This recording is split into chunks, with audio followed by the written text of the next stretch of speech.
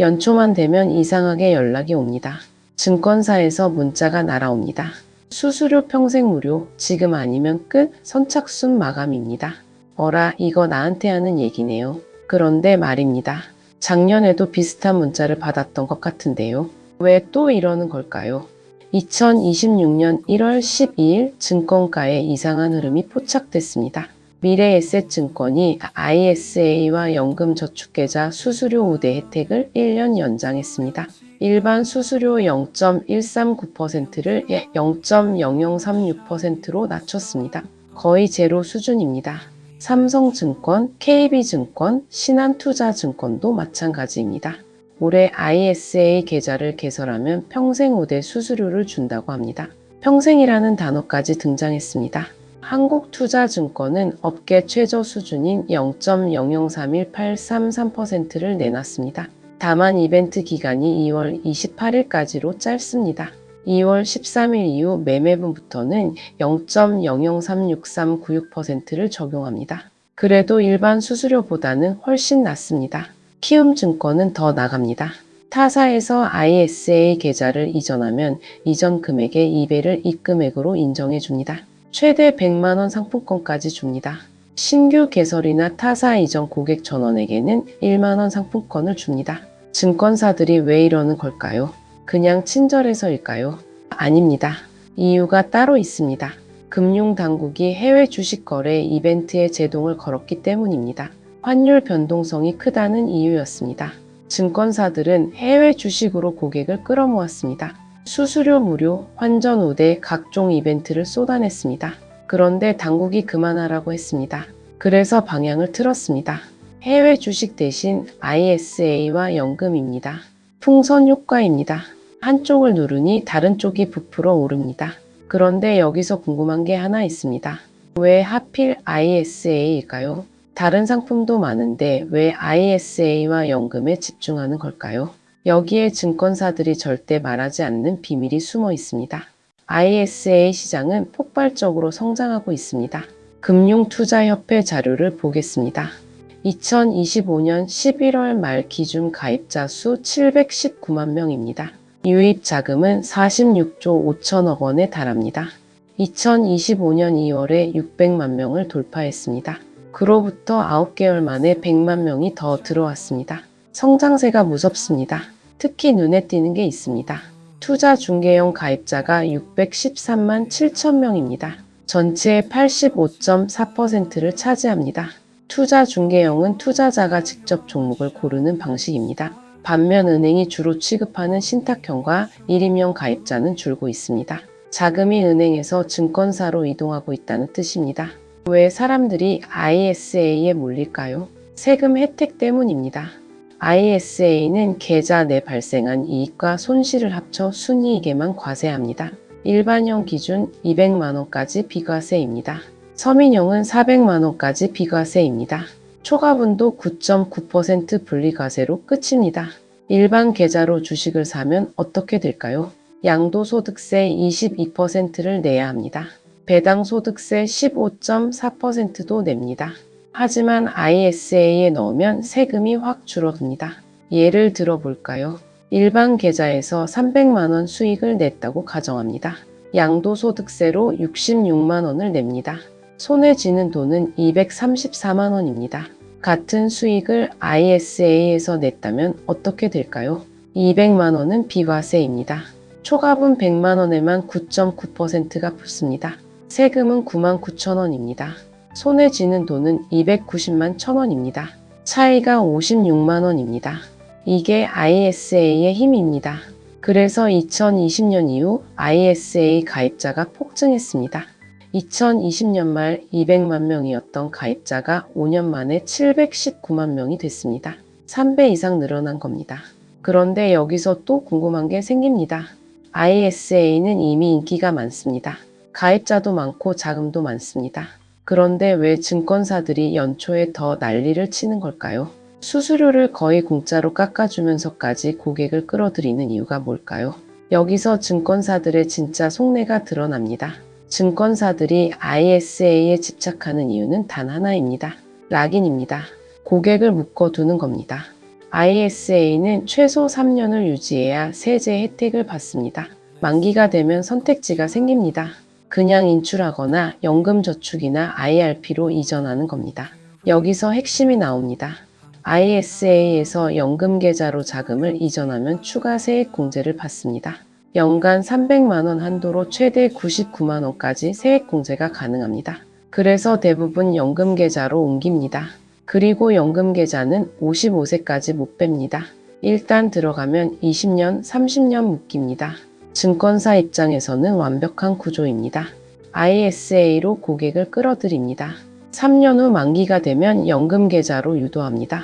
그러면 고객은 평생 그 증권사를 쓰게 됩니다.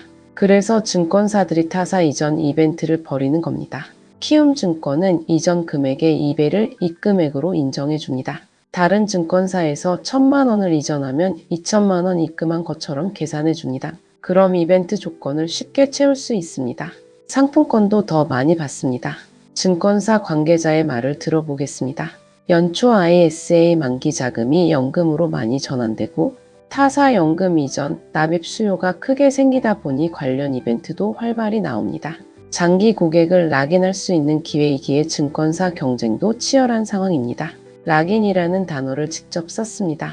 고객을 묶어두는 게 목표라는 걸 증권사도 알고 있습니다. 그런데 여기서 문제가 생깁니다. 금융당국입니다. 2024년 말 증권사들이 연금저축과 IRP를 묶은 이벤트를 했습니다. 퇴직연금 경품 한도는 3만 원입니다. 그런데 일부 증권사가 훨씬 비싼 경품을 줬습니다. 금융감독원이 제동을 걸었습니다. IRP 가입을 유도하는 것으로 볼 수 있다는 이유였습니다. 삼성증권과 미래에셋증권은 관련 이벤트를 조기 종료했습니다. 그래서 지금 증권사들은 조심스럽게 움직입니다. 수수료 우대는 규제 대상이 아닙니다. 그래서 수수료 경쟁으로 방향을 틀었습니다. 평생 수수료 무료라는 표현도 나왔습니다. 하지만 본질은 같습니다. 고객을 오래 묶어두는 겁니다. ISA는 3년입니다. 연금은 20년, 30년입니다. 증권사들은 지금 3년짜리 고객이 아니라 30년짜리 고객을 잡으려는 겁니다. 그래서 연초가 중요합니다. 연초에는 ISA 만기가 몰립니다. 작년 연초에 가입한 사람들이 올해 만기를 맞습니다. 그 자금이 연금으로 넘어가는 타이밍입니다. 이때 고객을 잡으면 20년, 30년 자금을 확보하는 겁니다. 그래서 1월이 되면 증권사들이 난리를 치는 겁니다. 수수료 무료, 상품권 증정, 평생 혜택 같은 말들이 쏟아집니다. 하지만 속내는 하나입니다. 당신을 오래 묶어두고 싶다는 겁니다. 그렇다면 우리는 어떻게 해야 할까요? 증권사 이벤트를 무조건 피해야 할까요? 그건 아닙니다. 수수료 우대는 분명 실질적인 혜택입니다. 0.139%와 0.0036%는 큰 차이입니다. 1억 원을 거래하면 수수료가 13만 9천 원에서 3,600원으로 줄어듭니다. 차이가 13만 5,400원입니다. 1년에 10번 거래하면 135만 원이 절약됩니다. 10년이면 1,350만 원입니다. 이건 무시할 수 없는 금액입니다. 그래서 수수료 우대 자체는 나쁘지 않습니다. 문제는 다른 데 있습니다. 내가 증권사를 선택하는 건지 증권사가 나를 묶어두는 건지 구분해야 합니다. ISA를 개설할 때 생각해야 할 질문이 있습니다. 이 증권사가 나한테 맞는가입니다. 수수료만 보면 안 됩니다. 플랫폼 사용성, 상품 다양성, 리서치 품질, 고객 서비스 수준까지 봐야 합니다. 3년은 짧지만 연금까지 가면 30년입니다. 30년을 쓸 증권사를 수수료 몇 푼 차이로 결정하면 안 됩니다. 그리고 또 하나 중요한 게 있습니다. 타사 이전입니다. 증권사들이 타사 이전 고객에게 더 많은 혜택을 주는 이유가 있습니다. 이미 투자 경험이 있고 자금 규모가 크고 장기 고객이 될 가능성이 높기 때문입니다. 그래서 신규 고객보다 이전 고객을 더 우대합니다. 하지만 여기서 함정이 있습니다. 이전 절차가 까다롭습니다. 기존 증권사에서 계좌를 정리하고 새 증권사로 이전 신청을 하고 서류를 제출하고 승인을 받아야 합니다. 시간도 걸립니다. 빠르면 일주일, 늦으면 한 달도 걸립니다. 그리고 이전 과정에서 시장이 움직이면 기회를 놓칠 수 있습니다. 그래서 타사 이전은 신중하게 결정해야 합니다. 상품권 몇만 원 때문에 옮기는 건 비효율적입니다. 진짜로 더 나은 서비스를 제공하는 증권사라면 옮기는 게 맞습니다. 하지만 단순히 이벤트 때문이라면 다시 생각해 봐야 합니다. 그리고 마지막으로 중요한 게 하나 더 있습니다. 연금 전환 타이밍입니다. ISA 만기 후 연금으로 전환할 때 추가 세액공제를 받습니다. 하지만 이건 선택입니다. 무조건 전환해야 하는 건 아닙니다. 당장 돈이 필요하면 인출할 수 있습니다. 세제 혜택을 포기하는 대신 유동성을 확보하는 겁니다. 반대로 노후 자금이 목적이라면 연금으로 전환하는 게 유리합니다. 세액 공제도 받고 장기 투자 효과도 누립니다. 여기서 핵심은 내 상황에 맞춰 판단하는 겁니다. 증권사가 권유한다고 무조건 따라가면 안 됩니다. 내가 주도권을 쥐고 선택해야 합니다. 증권업계 관계자의 말처럼 장기 고객을 낙인할 수 있는 기회라는 건 증권사 입장입니다. 우리 입장에서는 장기 투자를 시작할 수 있는 기회입니다. 관점이 다릅니다. 증권사는 나를 묶으려 합니다. 나는 자산을 모으려 합니다. 이 차이를 이해하면 이벤트를 현명하게 활용할 수 있습니다. 수수료 우대는 받되 선택권은 내가 줍니다. 혜택은 누리되 의사결정은 내가 합니다. 이게 진짜 절세 전략입니다. ISA와 연금은 단기 수익의 문제가 아닙니다. 시간 그리고 선택의 문제입니다. 지금 내가 선택하는 계좌는 혜택을 주는 계좌일까요? 아니면 나를 오래 묶는 계좌일까요? 이 질문에 대한 답은 각자가 찾아야 합니다. 증권사의 화려한 마케팅 뒤에 숨은 본질을 보면 답이 보입니다.